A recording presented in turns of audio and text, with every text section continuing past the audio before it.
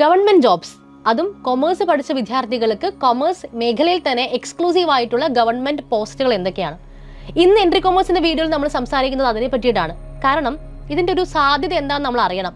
മിക്കവാറും കൊമേഴ്സ് പഠിച്ചിട്ട് പ്രൈവറ്റ് മേഖലയിൽ ജോലി ചെയ്യുന്ന എല്ലാവരും തന്നെ വളരെ ബുദ്ധിമുട്ടുള്ള രീതിയിൽ അല്ലെങ്കിൽ അൺസാറ്റിസ്ഫൈഡ് ഒക്കെ ആയിട്ടായിരിക്കും വർക്ക് ചെയ്യുന്നത്. നിങ്ങൾക്ക് ഇഷ്ടപ്പെട്ട ഒരു ലുക്രേറ്റീവായ സാലറി പാക്കേജ് ആയിരിക്കില്ല. എപ്പോഴും നിങ്ങൾ അപ്സ്കിൽ ചെയ്തുകൊണ്ടേയിരിക്കണം. കൃത്യമായ ഇടവേളകളില്ല, അല്ലെങ്കിൽ കൃത്യമായ അവധികളില്ല. ഇങ്ങനെയൊക്കെ ഉള്ള ബുദ്ധിമുട്ടിൽ നിൽക്കുമ്പോഴും നിങ്ങൾക്ക് മറു സൈഡിൽ ചിന്തിക്കാൻ പോലും പറ്റാത്ത അത്രയും വലിയ പോസ്റ്റുകളാണ് കൊമേഴ്സ് പഠിച്ചതിന്റെ പേരിൽ ഗവൺമെന്റ് സെക്ടറിൽ നിങ്ങളെ കാത്തിരിക്കുന്നത്. ക്ലർക്കും അക്കൗണ്ടന്റും അല്ലാതെ വേറെ എന്തൊക്കെയാണ് കൊമേഴ്സ് പഠിച്ച് ഗ്രാജുവേഷൻ കഴിഞ്ഞിരിക്കുന്ന അല്ലെങ്കിൽ എംകോം പഠിച്ചവർക്കൊക്കെ അപ്ലൈ ചെയ്യാൻ പറ്റുന്ന ഗവൺമെന്റ് ജോലികൾ? Welcome to entry commerce. നമുക്കറിയാം PSCയിൽ ഒരുപാട് പോസ്റ്റുകൾക്ക് പലരും അപ്ലൈ ചെയ്യുന്നുണ്ടായിരിക്കും. അത് ജനറൽ ആയിട്ട് നമ്മൾ ആ ഒരു പോർട്ടലിൽ കയറി നോക്കുന്ന സമയത്ത് എന്തെങ്കിലും ഓപ്പണിങ്സ് ഉണ്ടെങ്കിൽ നമ്മൾ അപ്ലൈ ചെയ്യും. അതൊരു പക്ഷേ ക്ലർക്കിന്റെ പോസ്റ്റ് ആയിരിക്കാം, അതല്ലെങ്കിൽ അസിസ്റ്റന്റ് പോസ്റ്റുകളായിരിക്കാം, അല്ലെങ്കിൽ ജനറൽ ആയിട്ടുള്ള വേറെ ഏത് പോസ്റ്റും ആയിരിക്കാം. പക്ഷേ പ്രിപ്പയർ ചെയ്ത് മനസ്സിലാക്കി പ്ലാനിങ്ങോടുകൂടി നമുക്ക് അപ്ലൈ ചെയ്യാൻ പറ്റുന്ന ധാരാളം കൊമേഴ്സ് റിലേറ്റഡ് ആയിട്ടുള്ള പോസ്റ്റുകൾ ഇവിടെ അവൈലബിൾ ആണ്. എന്തൊക്കെയാണെന്ന് നോക്കിയാലോ. ഒന്നാമത്തെയാണ് ഇപ്പോൾ ഓപ്പൺ ആയിട്ട് നിൽക്കുന്ന ജൂനിയർ അക്കൗണ്ടന്റിന്റെ പോസ്റ്റ്. എല്ലാവർക്കും അറിയാവുന്ന ഒരു പോസ്റ്റാണത്. മിക്ക ഡിപ്പാർട്ട്മെന്റുകളിലും കോമൺ ആയിട്ട് വരുന്ന ഒരു പോസ്റ്റാണ് ജൂനിയർ അക്കൗണ്ടന്റ്. അതേപോലെ തന്നെ സെയിൽസ് അസിസ്റ്റന്റ്. ഇതൊക്കെ തന്നെ BCom പഠിച്ചിറങ്ങുന്ന അല്ലെങ്കിൽ BBA പഠിച്ചിറങ്ങുന്ന കൊമേഴ്സ് ഫീൽഡിലുള്ള കുട്ടികൾക്ക് മാത്രമായിട്ടുള്ള പോസ്റ്റുകളാണ്. ഇതിന്റെ പ്രത്യേകത ഇത്തരത്തിൽ സ്പെസിഫിക് ആയിട്ടുള്ള ഒരു പൊസിഷൻ ആയതുകൊണ്ട് തന്നെ അപ്ലൈ ചെയ്യുന്ന ആളുകളുടെ എണ്ണത്തിലും ഗണ്യമായ കുറവുണ്ടായിരിക്കും.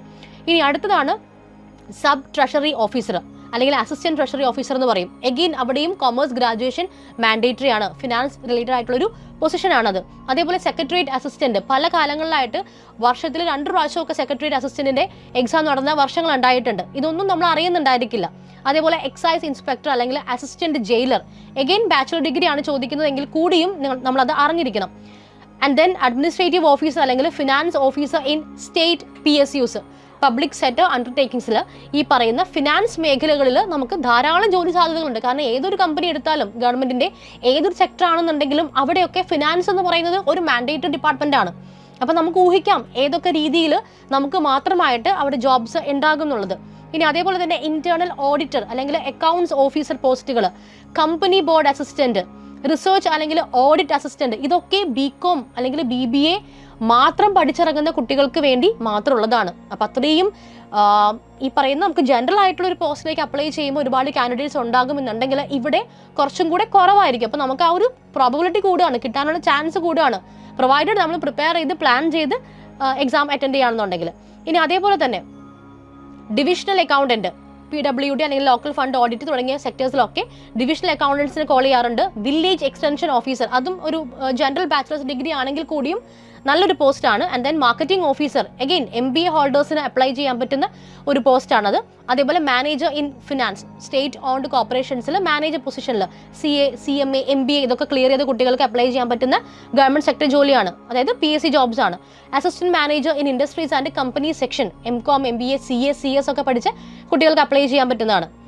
നമ്മൾ നോർമലി +2 ബേസ് ആയിട്ടുള്ള എക്സാംസ് ഒക്കെ ഒരുപാട് പേര് പോയി എഴുതുന്നത് കണ്ടിട്ടുണ്ട്. പക്ഷേ ഡിഗ്രി ലെവലിൽ നമ്മുടെ ഡൊമൈനിൽ തന്നെ ഇങ്ങനൊരു പോസ്റ്റ് വന്നു കഴിഞ്ഞാൽ തീർച്ചയായിട്ടും പ്രിപ്പയർ ചെയ്ത് പോയി തന്നെ അറ്റൻഡ് ചെയ്യുക. കാരണം നിങ്ങളുടെ പ്രോബബിലിറ്റി വളരെ ഹൈ ആണ് അവിടെ. ഇനി അതേപോലെ നമുക്ക് സെൻട്രൽ ഗവൺമെന്റ് അല്ലെങ്കിൽ ഇന്ത്യ ബേസ്ഡ് ആയിട്ടുള്ള ഗവൺമെന്റ് സെക്ടർ ജോലികൾ അല്ലെങ്കിൽ അതിൻ്റെയൊക്കെ പോസ്റ്റുകൾ എന്തൊക്കെയാണ്? ഒന്നാമത്തെയാണ് റിസർച്ച് അസിസ്റ്റന്റ്. MCom പാസ്സായിട്ടുള്ള അല്ലെങ്കിൽ MBA അല്ലെങ്കിൽ കൊമേഴ്സിൽ ഒരു PG ചെയ്തിരിക്കുന്ന കുട്ടികൾക്ക് അപ്ലൈ ചെയ്യാൻ പറ്റും. അക്കൗണ്ട്സ് ഓഫീസർ പോസ്റ്റിലേക്കുള്ളതാണ്. CA, CMA, CS, MCom, MBA ഇതൊക്കെ പഠിച്ച കുട്ടികൾക്ക് അപ്ലൈ ചെയ്യാം. അതേപോലെ specialist officer in finance and accounts, ഇതും പോസ്റ്റ് ഗ്രാജുവേഷൻ ഉള്ള കുട്ടികൾക്ക് അപ്ലൈ ചെയ്യാം. യങ് പ്രൊഫഷണൽ അല്ലെങ്കിൽ അസോസിയേറ്റ് ഫിനാൻസ് റിസർച്ച് അസിസ്റ്റന്റ് എന്ന് പറയുന്ന MCom, MBA ഹോൾഡേഴ്സിന് എഴുതാൻ പറ്റുന്ന ഒരു all India level government exam ആണ്. ദെൻ കൺസൾട്ടന്റ് അല്ലെങ്കിൽ senior consultant, again CA, CMA, MCom hold ചെയ്തിരിക്കുന്ന കുട്ടികൾക്ക് എഴുതാൻ പറ്റുന്ന പോസ്റ്റുകളാണ്.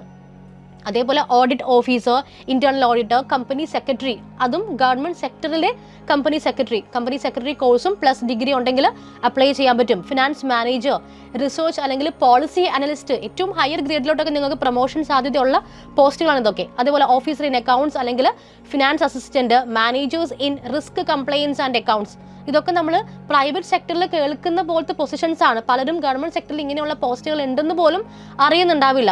അതേപോലെ ട്രഷറി മാനേജർ അല്ലെങ്കിൽ ഇൻവെസ്റ്റ്മെന്റ് മാനേജർ, ഫിനാൻസ് ഡെപ്യൂട്ടി അല്ലെങ്കിൽ ഡയറക്ടർ എന്ന് പറയുന്നതൊക്കെ PG പഠിച്ചിറങ്ങുന്ന കൊമേഴ്സ് ആയിട്ടുള്ള അല്ലെങ്കിൽ കൊമേഴ്സ് ഫീൽഡിലുള്ള കുട്ടികൾക്ക് പറഞ്ഞിരിക്കുന്ന പോസ്റ്റുകളാണ്. അതുപോലെ research statistics officer, again all India ലെവലിൽ MCOM MBA അനലിറ്റിക്സ് ഒക്കെ പഠിച്ച കുട്ടികൾക്ക് അപ്ലൈ ചെയ്യാൻ പറ്റുന്ന ഹയർ ഗ്രേഡ് അല്ലെങ്കിൽ ഹയർ റാങ്കിൽ വരുന്ന പൊസിഷൻസ് ആണ്.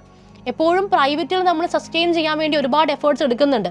പക്ഷേ ഗവൺമെൻറ് സെക്ടറിൽ ഇത്രയധികം സാധ്യതകൾ നമ്മുടെ സ്വന്തം ഡൊമൈനിൽ ഉണ്ടായിട്ട് പോലും നമ്മളത് യൂട്ടിലൈസ് ചെയ്യുന്നില്ല എന്നുള്ളതാണ്. ഒരു പക്ഷേ നിങ്ങൾക്ക് റെട്ടൈപ്പിസം പോലുള്ള ഇഷ്യൂസ് ഒക്കെ ഉണ്ടാകുമല്ലോ, ഇത് എപ്പോഴാണ് ജോലി കിട്ടുക അല്ലെങ്കിൽ ഇത് എഴുതിയാൽ കിട്ടുമോ എന്നൊക്കെയുള്ള കൺസേൺസ് ആയിരിക്കാം. പക്ഷേ അത്രയും കോമ്പറ്റീഷനുള്ള പ്രൈവറ്റ് ഫീൽഡിൽ നിങ്ങൾ ഇത്രയും എഫേർട്ട് ഇട്ട് പിടിച്ച് നിൽക്കുന്നുണ്ടെങ്കിൽ ഒരു പക്ഷേ അതിൻ്റെ പകുതി എഫേർട്ട് മതിയായിരിക്കും ഇതൊക്കെ ഒന്ന് ക്ലിയർ ചെയ്ത് അറ്റ്ലീസ്റ്റ് മെയിൻ ലിസ്റ്റിലേക്ക് നിങ്ങൾക്ക് വരാനായിട്ട്. അപ്പോൾ ഇത്രയും ഓപ്പർച്യൂണിറ്റീസ് നമുക്ക് അവൈലബിൾ ആണ്. ഇതൊക്കെ അതാത് സമയങ്ങളിൽ PSC നോട്ടിഫിക്കേഷൻ വഴിയേ നമുക്ക് അറിയാൻ പറ്റൂ. ഇതെല്ലാം എപ്പോഴും ഉണ്ടായിരിക്കുന്ന പോസ്റ്റുകളും അല്ല. അപ്പോൾ നമ്മൾ റെഗുലറായിട്ട് PSC വെബ്സൈറ്റ് നിങ്ങൾ ചെക്ക് ചെയ്തുകൊണ്ടിരിക്കുക. നിങ്ങൾക്ക് പ്രിപ്പയർ ചെയ്യാൻ പറ്റുന്ന നിങ്ങളുടെ ഡൊമൈനിൽ വരുന്ന എക്സാംസ് ആണെങ്കിൽ തീർച്ചയായിട്ടും അത് അറ്റൻഡ് ചെയ്യുക with proper planning and effort. അപ്പോൾ എൻട്രി കൊമേഴ്സിൻ്റെ മറ്റൊരു ഇൻട്രസ്റ്റിംഗ് വീഡിയോയുമായിട്ട് നമുക്ക് വീണ്ടും കാണാം. ബൈ.